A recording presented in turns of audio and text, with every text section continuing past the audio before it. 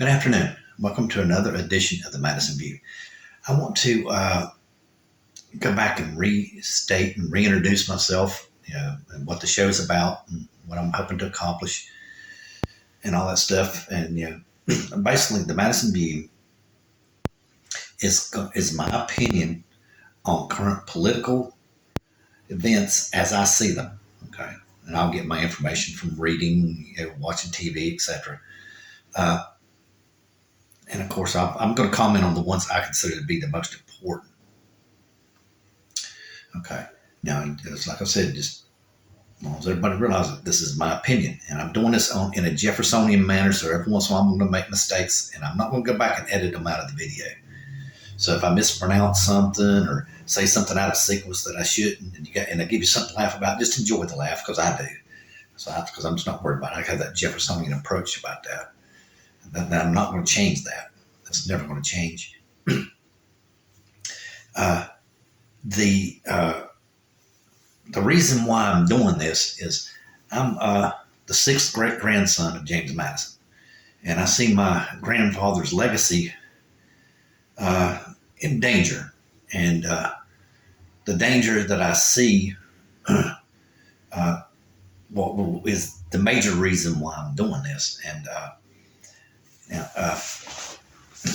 I honestly and truthfully think, and this is me, I honestly and truthfully think that the solution to all problems in the political environment is the middle.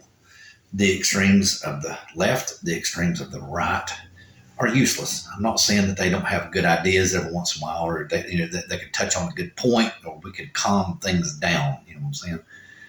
But overall, I think that the ideal solution to all political problems is in the middle. And in these videos, I will always criticize the left, and I will always criticize the right. But in my opinion, the right is more dangerous than the left is.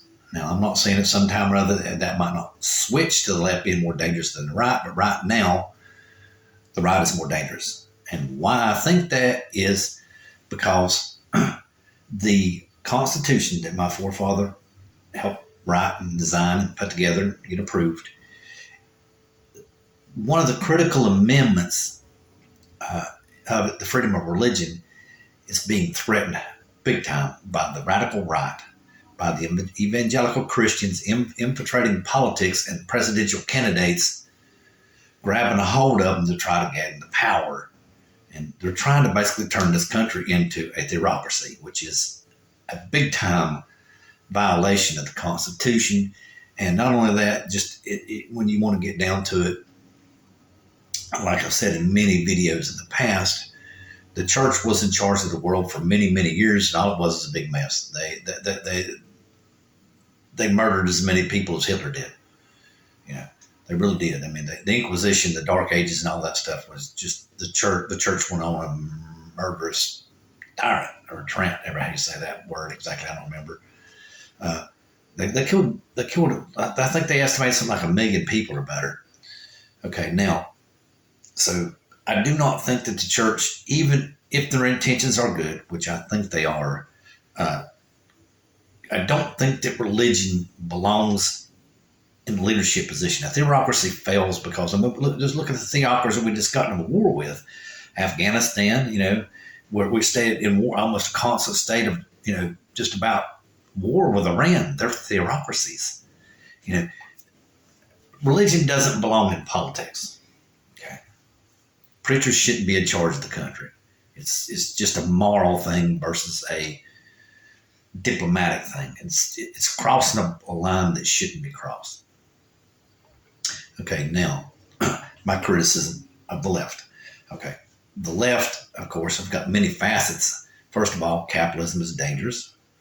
The United States is the most tyrannical society ever invented. The murderous tyrants. And then, of course, you've got the sexes entered into it as well. And they get very specific about this, all white men are dangerous tyrants. They're just dangerous. They're useless. Now, here's my argument against this. First of all, I think capitalism is the best system ever invented. that man ever had. And, it's just the best thing that ever happened to mankind. The most communist regimes fail because without the incentive to go to work every day to improve your life or your family, why go to work? The Communist Party is going to give it to you. The government's going to give you everything you need. Why bother? So productivity and survival is in jeopardy. It just basically capitalism and human survival couple together very well, and that's why it works so well. And the liberal democratic capitalist country that we are have basically guided the world for the last 200 years or better. Basically everybody's modeled the government after us. Even when a communist regime collapses, they model the government after us. Okay, now the battle of the sexes. Okay, when you sit there and say that a white man, you get that specific, is the most tyrant person in the world.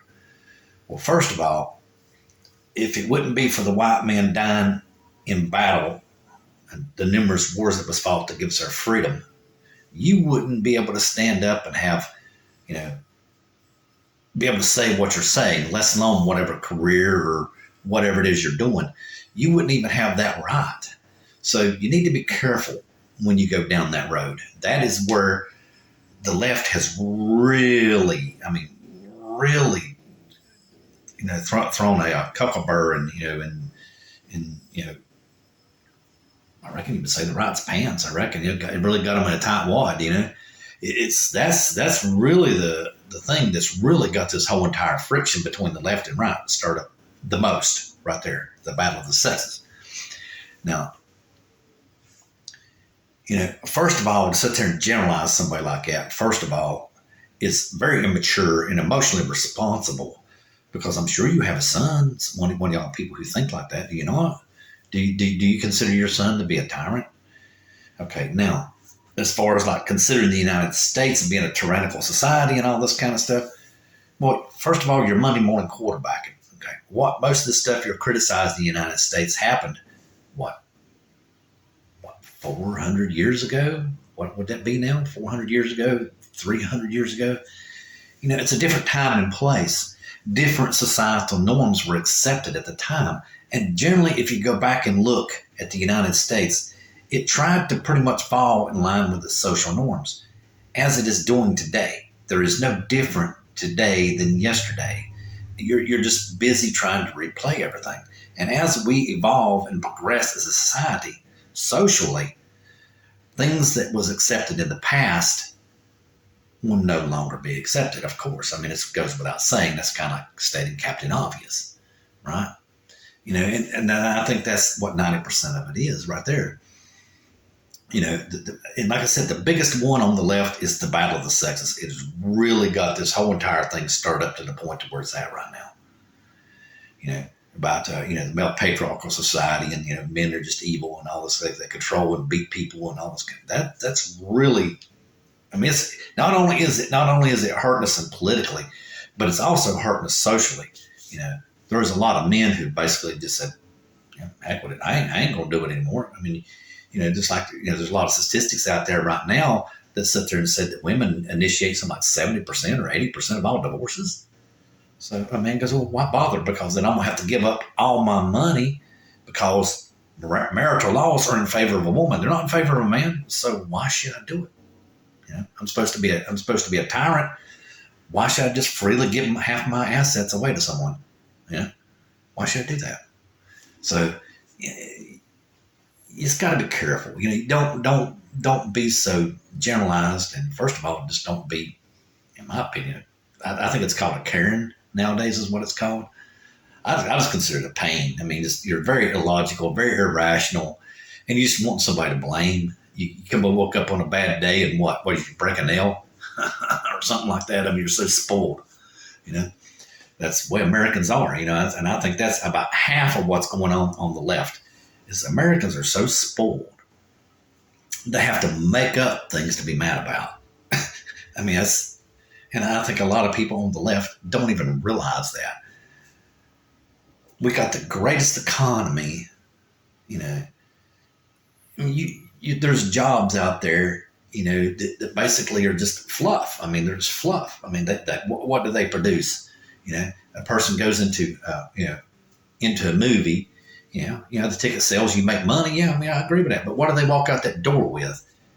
An emotion. I mean, what's an emotion? Something that passes by just like a cloud every day. We got jobs like that nowadays. I mean, human survival for many centuries, was you need to get up and build a fire immediately, or you let somebody step on it and make sure the fire is lit, so you can get eat by whatever's outside the camp. You know what I'm saying?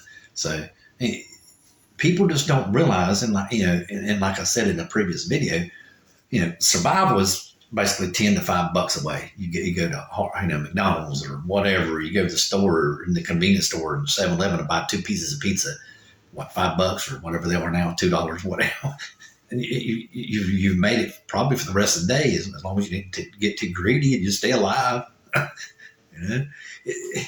Everybody does not realize exactly how good we have it in this country. So that's the major reason why, like I said, I think that's the major confrontation between the left and right in our society. And I think that's, of course, spilled over to politics, of course.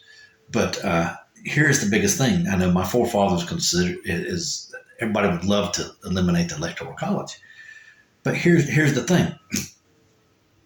Without the friction of the back and forth of the left and right, okay, we're never going to get past, nobody's going to see the hypocrisy of each argument. And without shining the light on the hypocrisy, we're not going to move forward as a society. And what the Electoral College does is it makes sure the majority cannot overrun the minority. And sometimes, it's like right now, where the presidents seem to be getting elected through the Electoral College, not through the popular vote. What it's doing is it's keeping the minority just that smidget bit ahead of the majority, so everything don't quite go out of the balance of power, which would make us, in theory, which is exactly how I think, to find the middle of the road to solve our problems. That's all I'd like to say. Good night.